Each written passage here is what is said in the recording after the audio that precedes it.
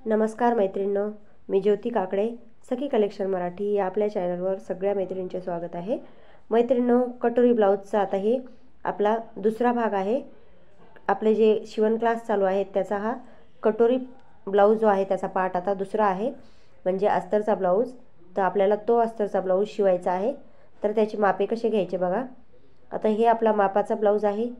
जसं आपण साध्या ब्लाउजची मापे घेतो, म्हणजे साधा कटोरी ब्लाउज त्याची जशी मापे घेतो तशीच आपल्याला अस्तरच्या ब्लाउजची पण मापे घ्यायची असतात। तर इथं आपली कंबर आलेली आहे 32 इंचाची आणि 34 इंचाची छाती आलेली आहे। आणि आता इथं उंची पाहते मी किती इंचाची आहे ते। उंची इथं आलेली आहे बघा 12.5 इंचाची। आता ही मापे मी लिहून घेते एका साईडला। छाती 34 इंच म्हणजे 8.5 इंच, कंबर 32 इंच म्हणजे त्याचा चौथा भाग होतो 8 इंच, उंची 12.5 इंच। इथं आपल्याला 1 इंच शिलाई मार्जिन सोडायची असते। त्यानंतर बाहीचं माप, आता इथं मी तुम्हाला बाही कटिंग करून दाखवत नाही आहे या ब्लाऊजमध्ये, फक्त कटोरी ब्लाऊज कसा शिवायचा आणि पाठीमागचा भाग कसा शिवायचा तर हे आपण डिटेलमध्ये पाहणार आहोत। त्याचबरोबर दुसऱ्या व्हिडिओमध्ये आपण फिटिंग वगैरे कशी करायची तेही पाहणार आहोत। आता इथं कटोरी मोजलेली आहे मी। कटोरी आलेली आहे 5.5 इंचाची।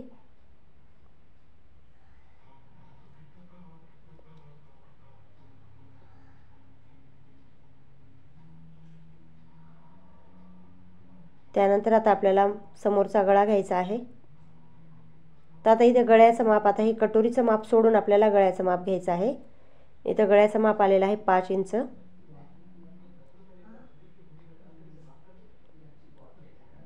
त्यानंतर मोंढा 5.5 इंचाचा आलेला आहे।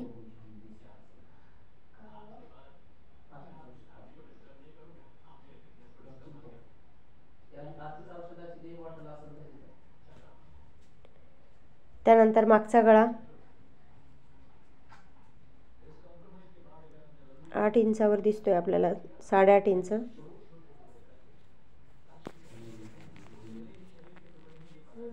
आता ही माप आपले पूर्ण झालेली आहेत।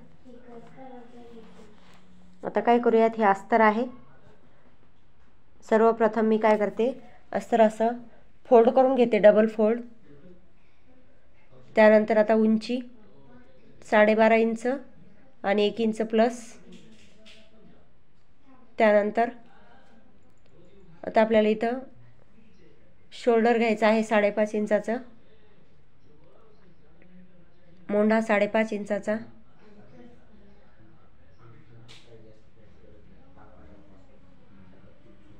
त्यानंतर 34 इंचाची छाती म्हणजे 8.5 इंचावर मार्जिन करायची।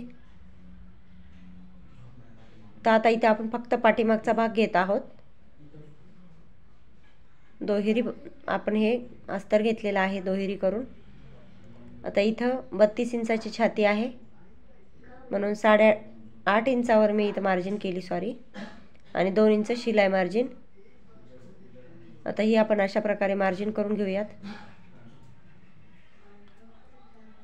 आता इथं अर्धा इंच मी पाठीच्या टक्ससाठी वाढून घेते। इथं आर्महोलची गोलाई द्यायची आपल्याला 1.25 इंचावर।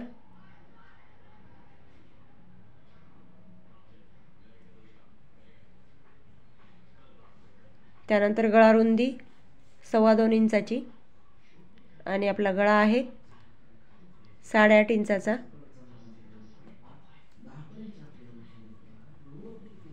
आता खालच्या साईडला 2.5 इंचावर मी गळा रुंदी देते, थोडासा डीप घ्यायचा आहे तर। आता इथं गळ्याला थोडासा आकार देऊन घ्यायचा डिझाईन सारखा।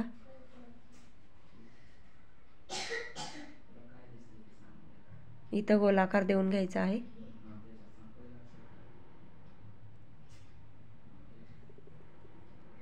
ही झाली आपली पाठीमागची पूर्ण मार्जिन करून।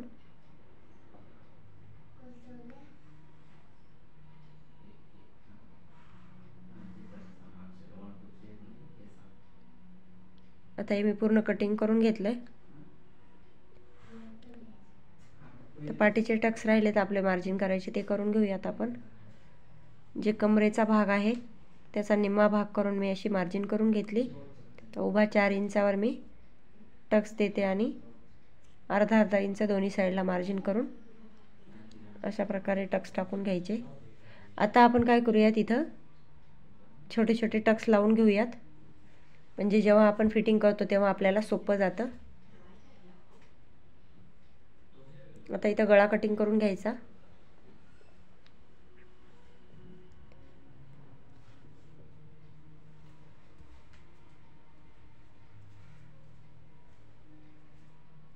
बघा, हा पाठीमागचा भाग झालेला आहे आपला कट करून. आता आपण समोरचा भाग घेऊयात कट करायला. तर आता हे अस्तर जशास तसं ठेवते मी, पाठीमागचा भाग जो कट केलेला आहे तो. आता इथं काय काय चेंजेस करायचे आपल्याला ते बघा. व्हिडिओ तुम्ही पूर्ण पाहिला तर तुम्हाला एकदम समजून जाईल की आपल्याला कटोरी ब्लाऊज कट करताना काय काय अडचणी येतात ते. तर हा गळ्याचा मार्जिन नाही करायची मला. आता ही भाग मी साईडला काढून घेते. आता इथं काय करायचं आपल्याला, आर्महोलला पहिले थोडीशी गोलाई देऊन कमी करून घ्यायची. आता आर्महोलला गोलाई देण्यासाठी आपण असं मार्जिन करून घेऊयात. आणि इथं आता आपल्याला अर्धा इंच कमी करून घ्यायची मार्जिन आणि अशा प्रकारे गोलाई द्यायची. त्यानंतर आपल्याला समोरचा गळा घ्यायचा आहे 5 इंचावर आणि याला आता गोलाई देऊन घेऊयात अशा प्रकारे. आता आपल्याला काय करायचं आहे, इथं आपल्याला क्रॉसपट्ट्या टाकायच्यात. तर आपल्याला क्रॉसपट्ट्या कट करतो आपण, तर त्या शिवण्यासाठी अर्धा इंच मार्जिन लागत असती. तर ती अर्धा इंच मार्जिन मी वाढून घेते, कारण समोरचा भाग आपला कमी नाही झाला पाहिजे. पाठीमागचा भाग जास्त आणि समोरचा भाग कमी, अशा काही काही ब्लाऊजला अडचण येत असतात. तर ती आपल्याला अडचण नाही आली पाहिजे म्हणून इथं पहिलेच आपण अर्धा इंच मार्जिन जी आपल्याला शिवण्यासाठी लागते ती आपण इथं वाढून घेणार आहोत. आणि 3.5 इंच आणि 3 इंचाची आपण क्रॉसपट्टी कट करणार आहोत बघा अशा प्रकारे. त्यानंतर आता आपली कटोरी आहे 5.5 इंचाची, म्हणून मी 5.5 इंचावर मार्जिन केली. जिथून समोरचा भाग आखलेला होता आर्महोलचा, तिथून 2.5 इंचावर एक पॉईंट काढून घेतला आणि गळ्याच्या साईडला वरती अर्धा इंच आपण मार्जिन वाढून एक पॉईंट काढून अशा प्रकारे कटोरीला गोलाई दिली. आता ही झाली आपली पूर्ण मार्जिन. आता आपण कट करून घेऊयात. जिथं अर्धा इंच आपण वाढवलेलं होतं तिथंच आपण ही कटिंग करून घेणार आहोत. आता हे क्रॉसपट्ट्या आपण कट करून बाजूला ठेवूयात.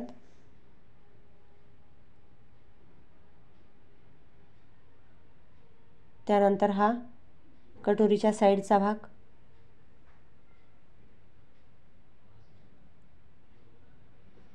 आणि आता इथं आपल्याला या कापडावरतीच वाढीव कटोरी घ्यायची आहे.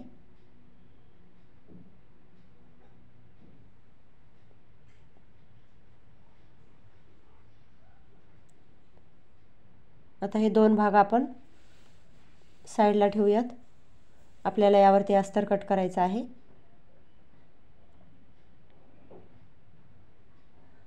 आणि इथून आता आपण दुसऱ्या कापडावरती कटोरी वाढून घेऊयात. आता कटोरी वाढवताना काय करायचं, कधीही कापड तिरकस ठेवायचं, म्हणजे आपल्याला कटोरीचे टक्स दिल्यावर फिनिशिंग खूप छान येते आणि आपली कटोरीही ब्लाऊजवरती घालायला, म्हणजे कटोरी ब्लाऊज आपल्याला घालायला खूप छान दिसतो आणि एकदम छान बसते कटोरी तिरकस जर कापड घेतलं तर त्यामुळे पहिलेच आपण मार्जिन करून तिरकस कापडावरती घ्यायची आणि वाढून मग आपल्याला बरोबर तिरकस कपडा मिळतो. आता इथं आपण वाढून घेऊयात कटोरी. इथं आता मी फक्त 1.25 इंचाची कटोरी वाढवत आहे. का तर आपल्याला जास्त कटोरीचे पॉईंट नाही पाहिजे. आता कस्टमरची चॉईस असते, कोणाला टक्स जास्त पाहिजे असतो किंवा कोणाला कमी पाहिजे असतो. म्हणून ज्यांना कोणाला कमी हवा आहे तर त्यांच्यासाठी 1.25 इंचावरच मार्जिन करायची, जेणेकरून टक्स जास्त झाला नाही पाहिजे. पण इथं खालच्या साईडला 1.5 इंचावरच मी टक्स घेतलेला आहे, म्हणजे पॉईंट घेतलेला आहे। असे 1.25 इंचाचे आणि खालचा 1.5 इंचाचा असे मी कटोरीचे पॉईंट वाढून घेतलेले आहेत। आणि आता हे एकमेकांना मी असे जोडून घेते।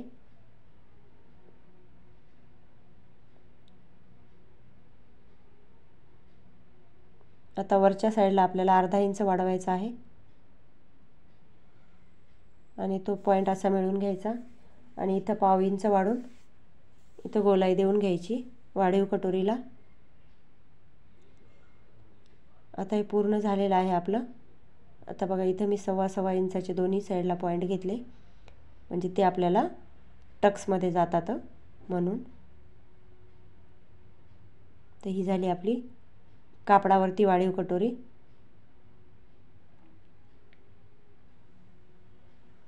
आता मी हे कटिंग करून घेते।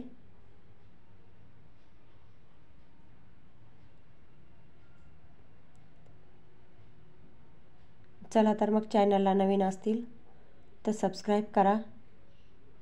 आजचा हा आपला कटोरीचा दुसरा पार्ट आहे। अस्तरवरती आपल्याला हे आता कटोरी ब्लाऊज शिवायचा आहे। तर आता ह्याचा आपल्याला स्टिचिंगचा पण व्हिडिओ मी उद्याच्या पार्टमध्ये तुम्हाला दाखवणार आहे। तर ही कटिंग जर तुम्हाला जमत नसेल तर हे व्हिडिओ पूर्ण पाहून कटिंग शिका आणि त्यानंतर अस्तरचा आपल्याला कटोरी ब्लाऊज शिवायचा आहे तोही तुम्ही पाहून घ्या, म्हणजे तुम्हाला कोणतीही अडचण येणार नाही। आता आपण काय करूयात, बाहीला मी कापड आपल्याला पफची स्लीव्ज काढायची म्हणून बाहीला मी कापड एका साईडला कट करून घेतलं आणि उरलेल्या कापडामध्ये असं कापड ठेवून आता हे अस्तर आणि ब्लाऊज कट करून घेत आहे। अगदी छोट्याशा कापडामध्ये मी बसून घेतलेला आहे हा पूर्ण कटोरी ब्लाऊज।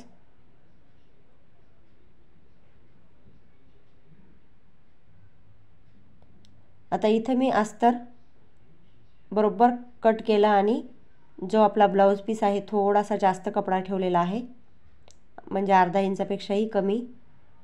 कारण जेव्हा आपण अस्तर जोडायला घेतो तेव्हा तो कपडा सुळसुळा असतो, कधी कमी जास्त होऊ शकतो, म्हणून थोडंसं कापड एक्स्ट्राचं घ्यायचं। कारण अगदीच तंतोतंत घेतलं तर ते जोडायला थोडं अवघड जातं, त्यामुळे थोडंसं कापड एक्स्ट्राचं घ्यायचं।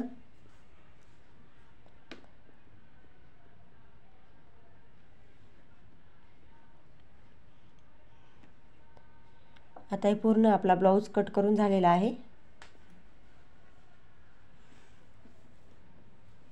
आता पुढच्या व्हिडिओमध्ये तुम्हाला मी स्टिचिंग दाखवणार आहे। हा आपला पूर्ण कटोरी ब्लाऊज आता कट करून झालेला आहे। भेटूया दुसऱ्या व्हिडिओमध्ये। धन्यवाद।